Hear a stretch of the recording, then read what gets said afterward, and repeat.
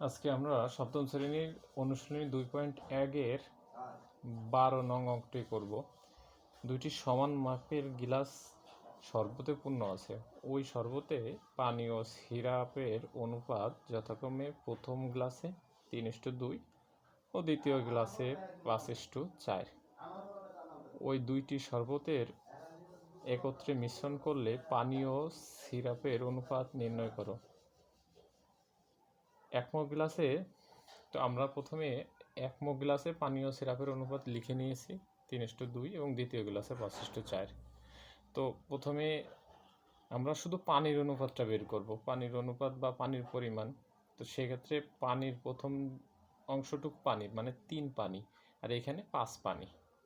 এটা হলো পানি, অর্থাৎ কি 3 + 2 = 5, অর্থাৎ কি 3/5। এটা পানির পরিমাণ। আর দ্বিতীয় গ্লাসে পানির পরিমাণ 5 অংশ, অর্থাৎ কি 4 আর 5 যোগ করলে 9 হয়, তো অর্থাৎ কি 9/5। এটা হলো পানির অংশ, আমরা যোগ করেছি 45। 5 নং 45, 5 হয়েছে 3 নং 27। আর এখানে 5 নং 45, 5 5 25, যোগ করলে 52 হয়, 45/52।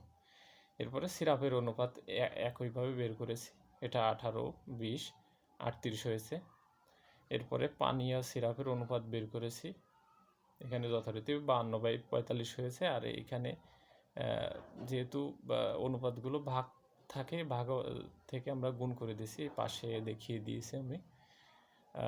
এরপরে কাটাকাটি করেছি, 38কে ভাগ করেছি 2 দিয়ে, আর 52কে ভাগ করেছি 2 দিয়ে, 26 হয়েছে। এখানে 19 হয়েছে। আর এটা 45 কেটে দিয়েছি, অর্থাৎ পানি ও সিরাপের অনুপাত হবে 26:19।